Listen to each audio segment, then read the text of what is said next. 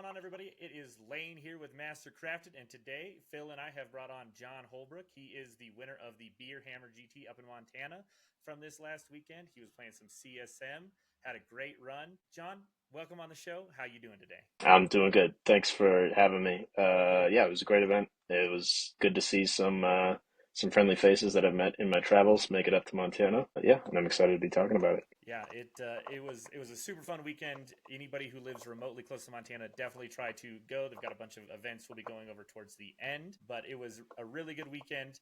Why don't you tell us the list you brought this last weekend? Yeah, so I was running CSM Creations of Bile. For anybody familiar, it's Anthony Vanella's list, like to a T. That list it's perfect, man. I can't find a way to fix it. Running down the actual list, we got Bile, leading those chosen. Hit Hard Lord, leading some other chosen. We got Cypher for the Vect Aura to make melee matchups easy, and some Legionnaires to just contest objectives, stuff like that. The big block of the list is the 2x10 Possessed that bully people off primary. Usually they kill shit, sometimes they don't though. That unit's swingy as fuck. The 10 chosen for Bile, 5 chosen for the Lord, some Rhinos for the homies to go in, and then 2 War Dogs, just because OC8 is really what the list needs to perform. Those are a little too expensive. I'm running the Huntsmen, which are the Melta and Melee guys that are kind of bad at both, but they're still pretty good. Yeah.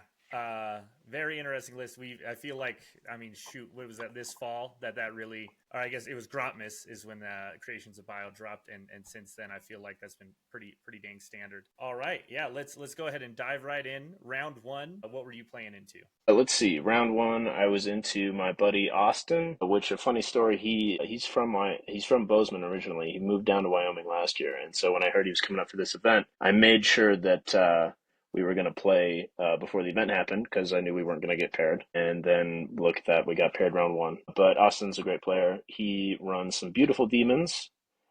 He was running the incursion, the index detachment, and based on the game that we played on Thursday, he decided just to like all in me with some demons on round two, which he could have pulled off if he had held back with like 1 or 2 of his units, but since he threw everything in on my go turn, I was able to just punch the hell out of the demons with the lethal hits and the re-rolling wounds from the Creations of Bile strat against characters.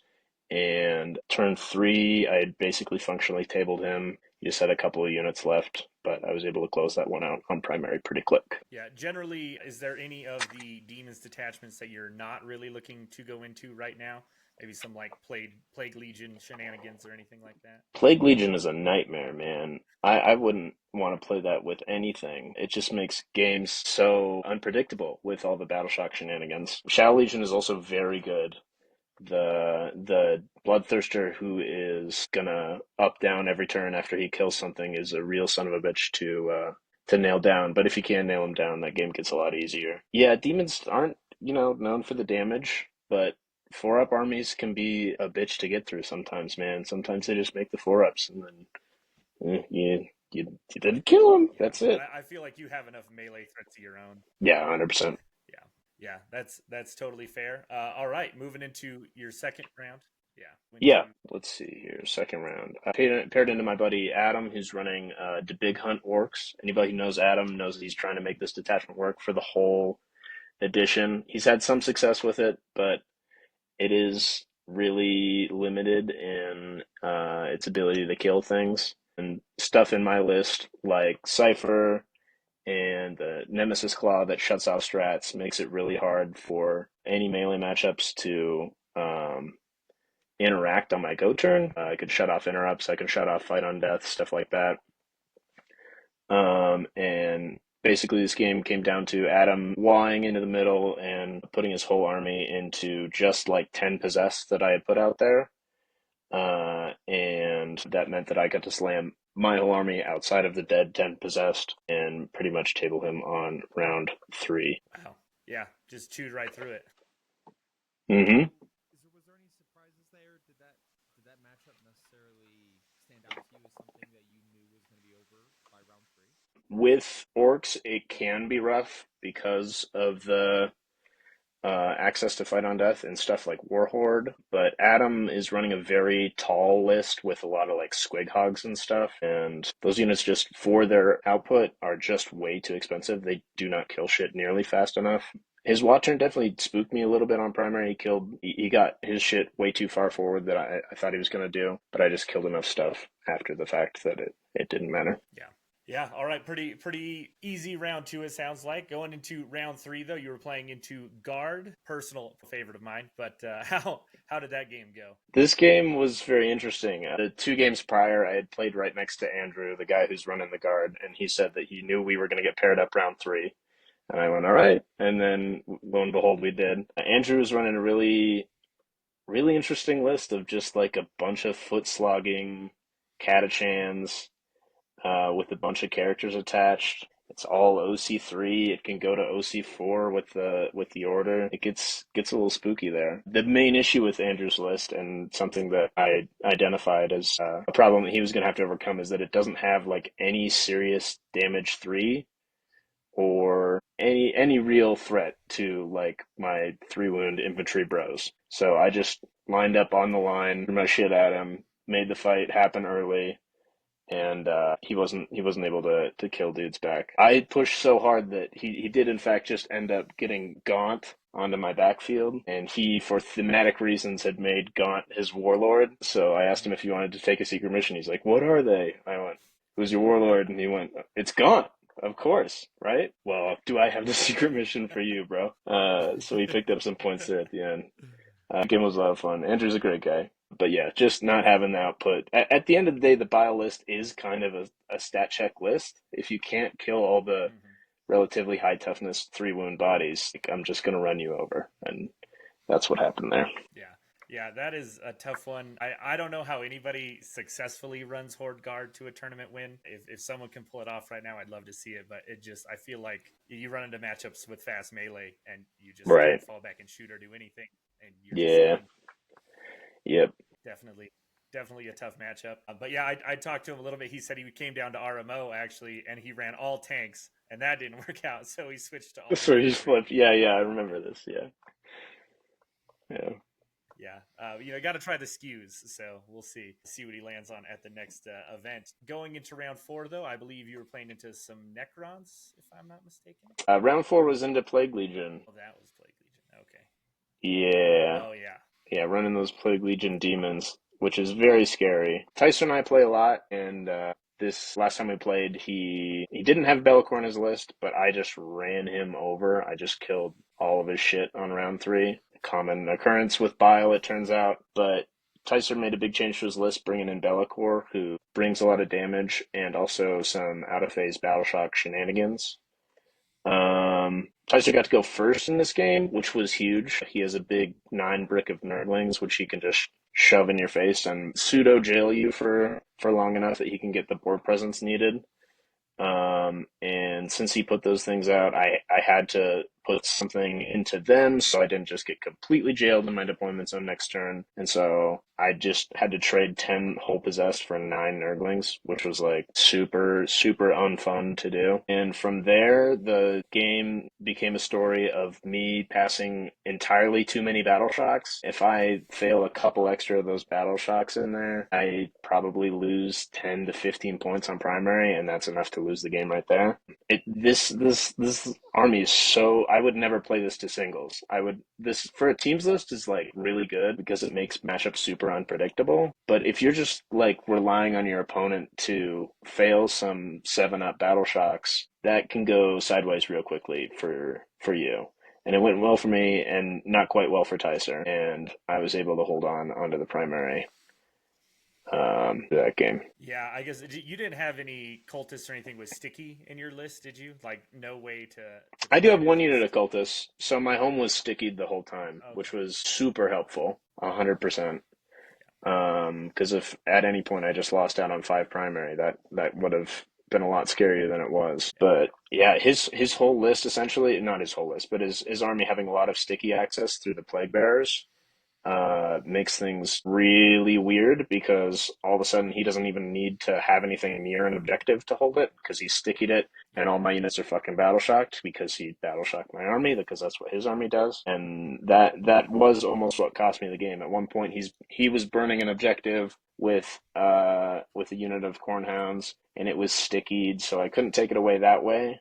But I had to stop him from burning to get those 5 points and for me to hold the objective for the rest of the game. And it was just so hard having to throw my chosen all the way into the corner of the battlefield just to kill 5 cornhounds that nobody gave a shit about. But such is the game we play. We got to score the points, not kill the big shit. Yeah, that is definitely one of the weird things. It messes with the math so hard because you think about how you can make trades and do all these things, but if some things no longer have OC and all you needed was maybe 1 or 2 and they just don't have it anymore, it completely changes your whole game plan, and that makes Plague Legion tricky as hell. I know Phil's played a couple times down there with Bo.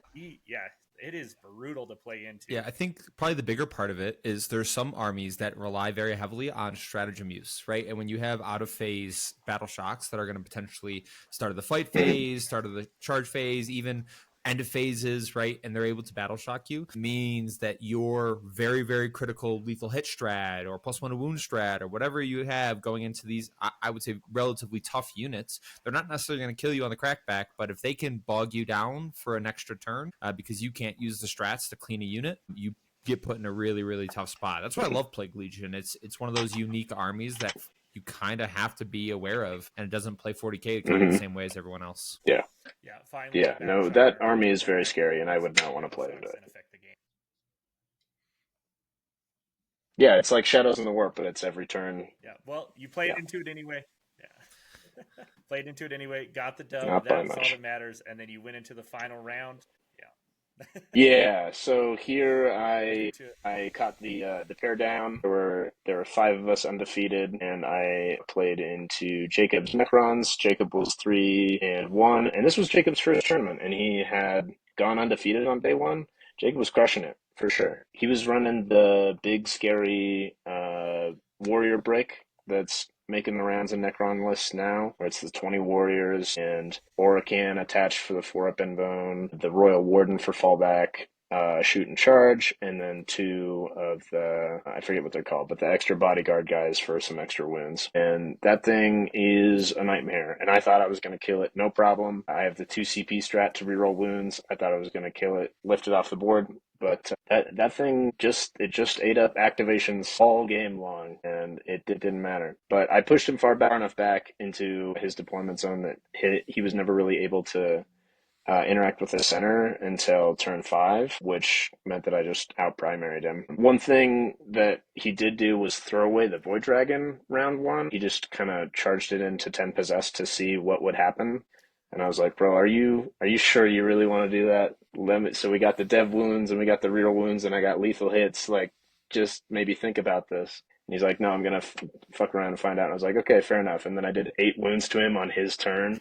And he was like, all right, okay, that's pretty bad. And so then I was able to very easily pick it up on my turn. Yeah.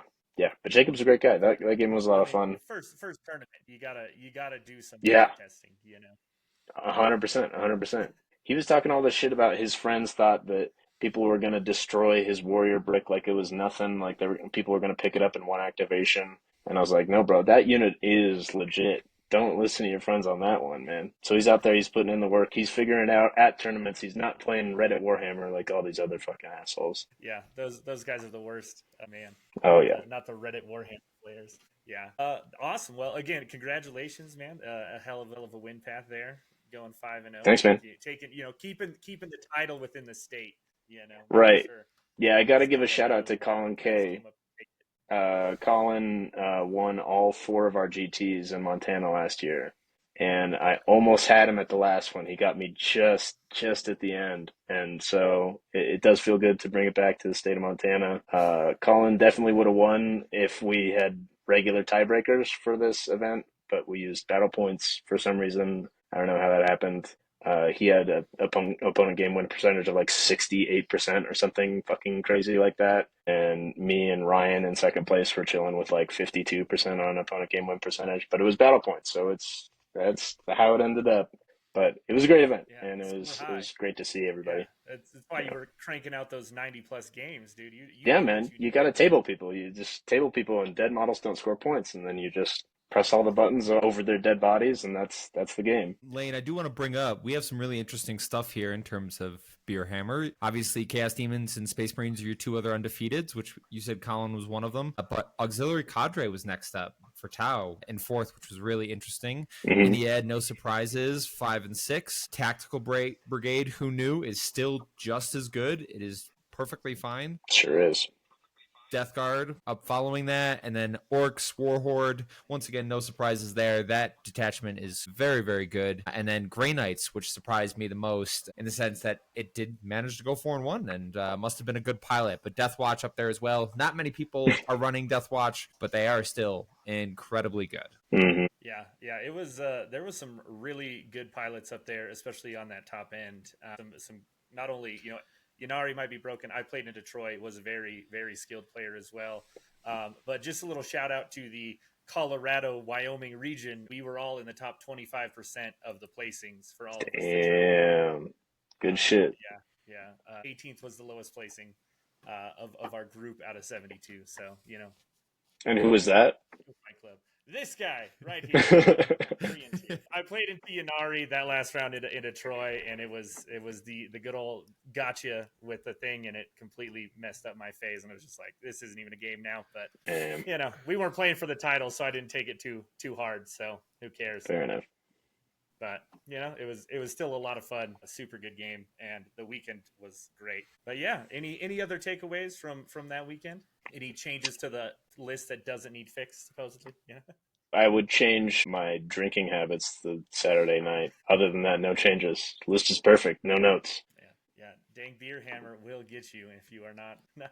It is kind of interesting. Yep. Yeah. As you said, like it's the perfect list. Usually takes a little bit longer for us to get to the point of like a theory crafting out a list to the point that it feels perfect. And it's good to know that Creations of Bile 1 has found that place in the meta, because I was just looking at the Home Nations Cup. So there is Mhm. 3 people taking Bile, 3 teams taking Bile in Yeah. that, which just tells you the strength of this list. Do you think you'd recommend it for like somebody playing CSM for the first time? Would you be like, hey, copy and paste, dude, like put it on the table, you will figure it out eventually? Or is this one of those higher skill cap armies that you're like, man, I would start somewhere else? Yes and no. It is similar to like GSC Biosanctic in that you do just get to shove your opponent with a bunch of dudes. Like at the end of the day, that's what most of the games boil down to. Like, I'm gonna shove you on turn 2 or 3. Either I'm gonna kill you or I'm not. So it is kind of simple in that way, but you do got to be super careful about not being out of position with even like one unit on the go turn means you can't fight with everything, and all of a sudden you can't do the damage to make it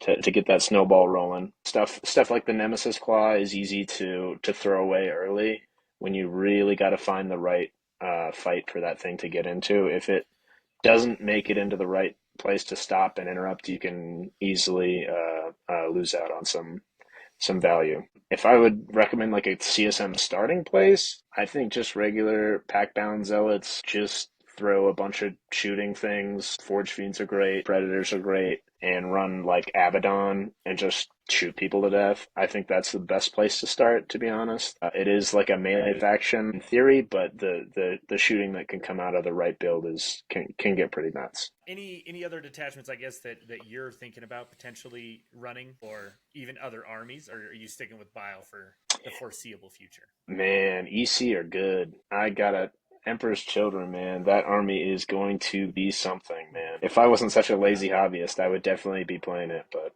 it's a lot of models. See, you're going to have to convince me of that, John, because I've played into Coterie, I've played into Mercurial Hosts, and the Demon Princes are scary. I will give you that. The Winged Demon Princes are nuts. Yep. The amount of mortal wounds they do on the charge and all those things, but I'll be honest, there's not many other parts of that army that necessarily scare me.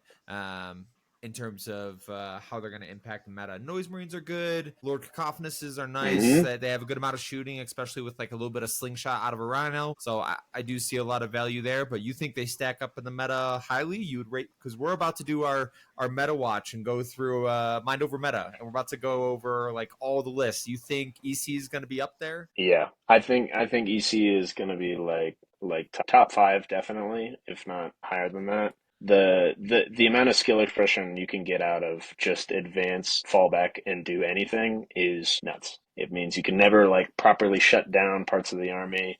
Like, yeah, you can kind of like mitigate it in that you can't go back into the same target that you fell back from. The army's so fast that it doesn't really matter unless you can just like kill it outright, which is certainly possible. It's a very made of paper army. It's very expensive, but the damage that a good player can get out of that thing is crazy for sure. Well, I keep All right. Well, hopefully. yeah.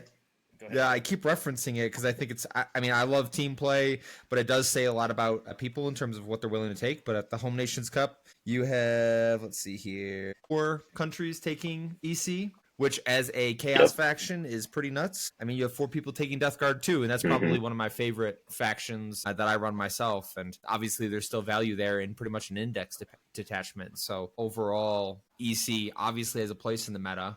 We just got to find out where it is, because if it has a place in teams, it definitely has a place in singles. We just got to find out what it is. 100%. All right. Well, I guess we'll throw it back though. Let's talk a little bit more about how you got into Warhammer, how you became as good as you are at the hobby, and maybe some advice for the listeners. Yeah. So I started playing when I was 10. I was looking for some D&D stuff online, and I came across the GW Lord of the Rings models, and that was my gateway into this stupid world of Warhammer. And I got out of the game in high school, but during college I was kind of like bored, looking for something to do with my free time, and I got back into 40K. And then I guess it was 3 years ago now, I went to my first GT. Did okay, but it struck me. I couldn't stop going to events after that. Haven't stopped. Play like fucking 6 games a week. I'm a psycho. It's a good time though. 40K slams. And we got a great scene up here in Montana. A lot of support from the different cities. We're like a little family. We all look forward to seeing each other at the events, and get out of the state as often as we can. And it's nice to see some other people coming up too. We get a couple of people from like Denver or like from Salt Lake, but this event had so many people from out of state. It was dope to see Idaho, some from Western Washington, or Eastern Washington rather, you guys from Wyoming, and then some of the Denver crew too. But yeah, it was a good time. Yeah. You also wanted like going advice off- for Yeah. Yeah, okay. So the main piece of advice that I would have for new players trying to get good at competitive 40K is to play WTC differential scoring. It makes you much more cognizant of how much you're actually down by, or ahead by, for that matter. Because if you're up by 15 points, it feels pretty good. But if you look at like a 13-7, you realize, oh, he's just sort of like 1 to 2 primary ticks away from being back in this game at any given moment.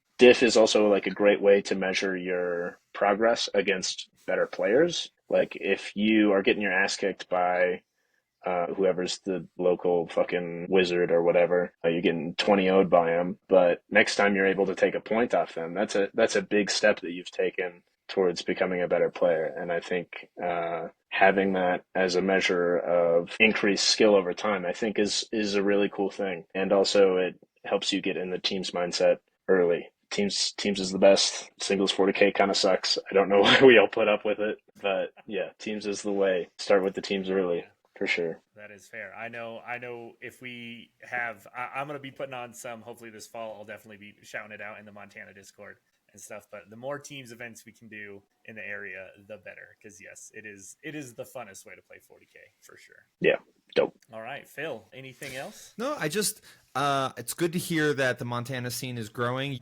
I hope you build on the momentum. So like you already have, I think it was 76 players, right, at this most recent tournament. So maybe you can get to your Something first. like that. Yeah, if you can get to 100, like I do know that the more people are willing to travel, like the as that grows and the willingness to travel expands and further. I do know that Denver and Colorado Springs is quite a large community, and obviously Denver has the teams tournament coming up at the end of May, which is like we are in high gear right now. Like our team is practicing every day. We have like a couple like in-house tournaments that we're gonna do where like all 8 of us are gonna like lock the door, grab some beers, and play like 3 to 4 rounds of 40K, just like run them off, just because we want to Hell get as yeah. many games in as possible against ourselves, so we know kind of where we're at and where we stand. So it's good to hear that the 40K community is going strong up there. Going forward, right? You already said Creations of Bile. You're going to stick with it. We're not going to do any changes. We're not going to do anything like that. What are the boogeymen? Like, what do you not want to see besides Plague Legion in Creations of Bile? Yeah. I have my own thoughts. There's some Man, things in the meta that I don't think you want to see, and I have some guesses. Yep. Yeah. Big stuff sucks. Knights sucks really bad. War Dog spam is not great, but like specifically Imperial Knights with a Canis is like that can be so rough. I lost to it at an RTT 2 weeks ago. You just if you don't do the damage quick enough, the clapback is so hard from Canis, and it's just a nightmare. Like lethal hits take you pretty far. Reroll wounds against characters takes you pretty far. But just an army full of that profile is really, really hard to deal with for this army, 100%. And like I said, War Dog spam also is kind of a bit of a nightmare. Partially because killing them is an issue, but mostly because they just stack 24 OC on an objective, and I can never fucking take it away from them. Yeah. What are your thoughts? What were you thinking I was worried about? I don't think you want to see new Custodes, if I'm honest. I don't think Lions is a great matchup for Bile because the +1 to wound, +1 to hit, and then they have a fight on death, which means anything you go into, you have to kill, and even if you don't, the crackback kind of sucks. They do have access to good damage 3 with the Blade Champions, Trajan if they're running it. They have the units to screen. They have activations at the end of the fight phase, which isn't great, like with those bikes, which everyone's running now.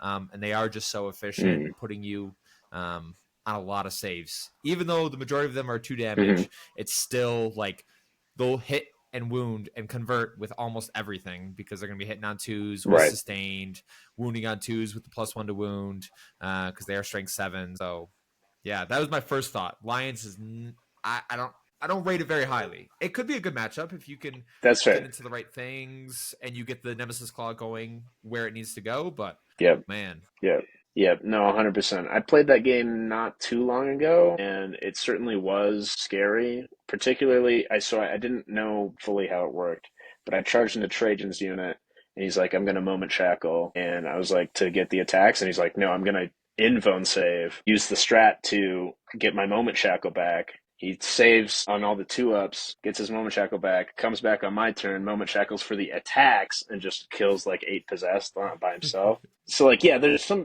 crazy stuff that can go right there. But like, if I just touch Nemesis Claw to that unit at any given time, it can't do that thing, and all of a sudden it's like, yeah. If the Custodes opponent would have been a little bit more aggressive and thrown his whole army at me, yeah, that's probably a pretty hard question to answer for sure. I do think you have a great matchup in the Inari, which is like the boogeyman really of the meta right now, because you can pressure probably more than the majority of people with advance and charge across almost your entire army. And you do have the toughness to really force the issue of like, you got to really punch up into me, and you're not necessarily giving up big vehicles that their fire dragons want to see or anything like that. And so I do think you do have a great matchup there. Deathwatch is probably fine. They drop down. You can be as far away as you want, and you can go hunt those guys down. So not necessarily super concerned there.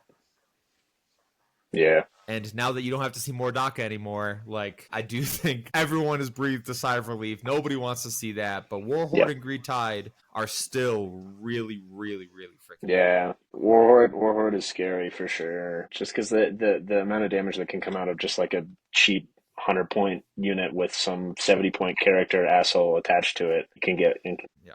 No, that's fair. I think perfectly reasonable in terms of assessment for like what's actually tough there. I don't know. I can't think of any others. I would say I like that matchup a little bit as a guard player, but we don't have to dive into that. Enough damage 3 out the wazoo with triple Dorn and 12 Bulgari. Bro, I was scared of That's not the your average. Bulgarin, man. Yeah, they are awful to deal with for melee armies. Yeah, Jesus, man. I'm What pretty a sure almost nightmare. every opponent was just like, I never want to see those again. I'll keep running them. It's fine. People can tell me they're bad, but it's okay. All right, though, we are going to wrap it up here. Before we do, what are some of those other events coming up in your area that you'd like to shout out? Try and get some more people to make the trip. Yeah, man. We have 3 back-to-back GTs in Montana. If you want to make like a month-long trip out of it, I guess. I don't know how exactly this happened, but in July 19th and 18th, we got the